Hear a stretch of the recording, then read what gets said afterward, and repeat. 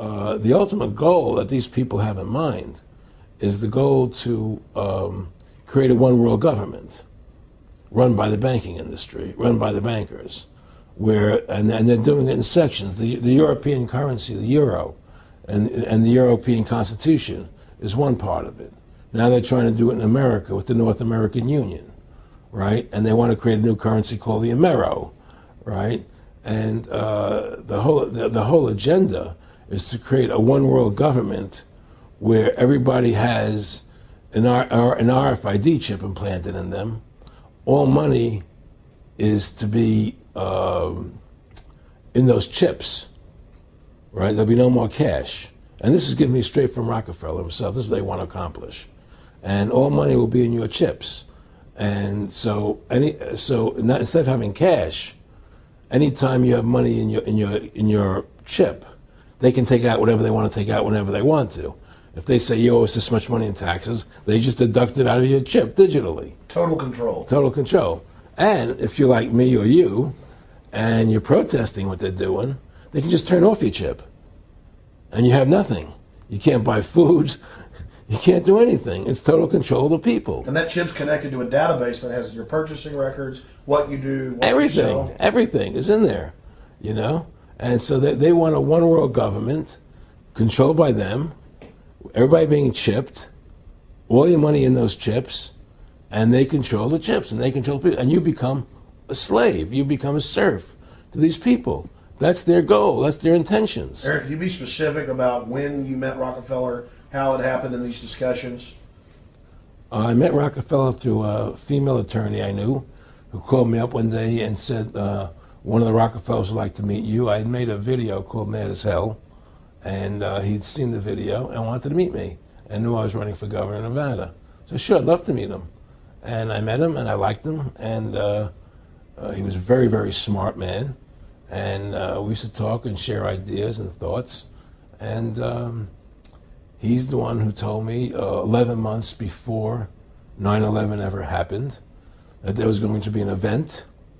Never told me what the event was going to be, but there was going to be an event. And out of that event, we were going to invade Afghanistan to run pipelines from the Caspian Sea. We were going to invade Iraq, you know, to take over the oil fields, establish a base in the Middle East, and make it all part of the New World Order. And we'd go after Chavez in Venezuela. And sure enough, later 9/11 happened. And I remember he was telling me how how you're going to see soldiers looking in caves for people in Afghanistan and Pakistan and all these places. And there's going to be this war on terror, which is no real enemy. And the whole thing is a giant hoax, you know, but it's a way for the government to take over the American people. He told you it was going to be a hoax. Oh, yeah. Oh, yeah. There's no question. He says, there's going to be war on terror. And he's just laughing. There's no, who are we fighting? I mean, why do you think 9/11 happened and then nothing's happened since then? Do you think that our security is so great here that these people who pulled off 9/11, who were able to, can't knock down another plane? Come on, it's ridiculous. 9/11 was done by people in our own government and our own banking system to perpetuate the fear of the American people into subordinating themselves to anything the government wants them to do. That's what it's about, and to create this war, this endless war on terror. And that's why and that was the first lie. And the next lie was going into Iraq, you know, to get Saddam Hussein out with his weapons of mass destruction. That was the next lie. Now, specifically, this was a little over 6 years ago. This was 11 months before 9/11. Yeah. And Nick Rockefeller, who's a lawyer, he's become your friend over the previous years, and he's saying to you that there's going to be this big event, and then out of that we're going to have a war on terror, and it's just going to go on and on. Right. An endless war on terror without any real enemy. That you can never, so you can never define a winner. And did he say that it's going to be perfect because you can't define an enemy? It just goes on and on? Yeah, because you can't define a winner. There's no one to beat, so it goes on and on forever. And they can do whatever they want. They scare the hell out of the American public. Look, this whole war on terror is a fraud. It's a farce. It's very difficult to say it out loud because people are intimidated against saying it. Because if you say it, they want to make you into a nutcase. Let's But be the truth has to come out. That's why I'm doing this interview. The fact of the matter happens to be that the whole war on terror is a fraud. It's a farce. Yeah, there's a war going on in Iraq because we invaded Iraq. And people over there fighting, you know.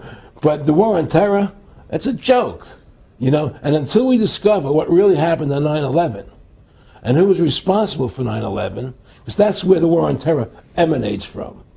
That's where it comes from. It was 9/11 that allowed this war on terror to begin. And until we get to the bottom root of 9/11, the truth of 9/11, we'll never know about the war on terror.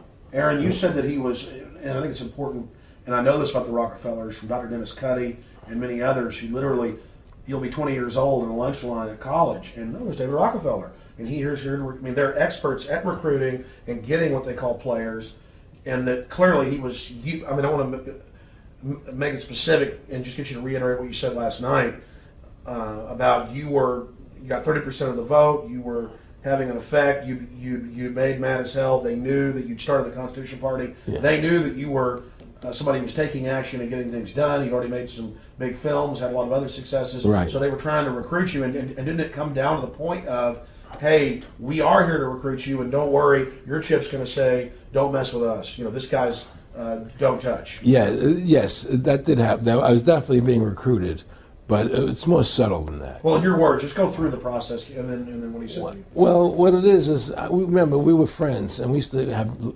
go to my house a lot. We'd have dinner, we'd talk, and he'd tell me about business investments I get involved in, you know, or they would help me with this business investment or that business investment.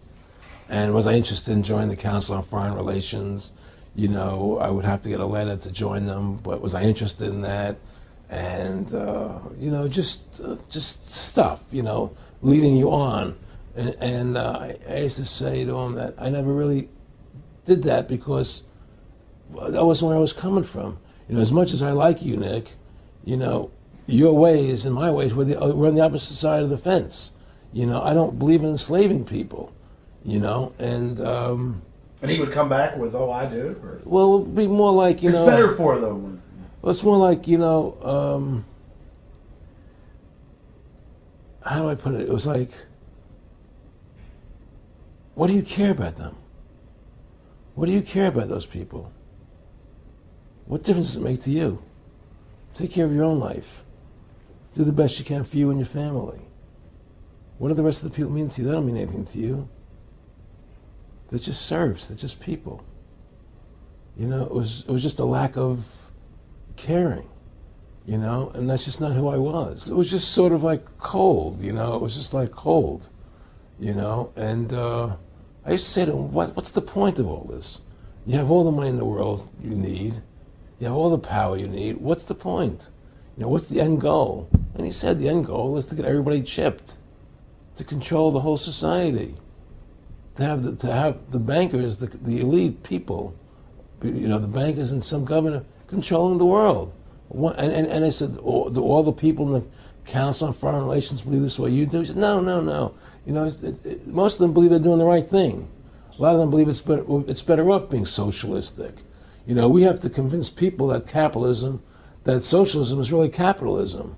Because America's becoming a socialist country. It's a communist country today.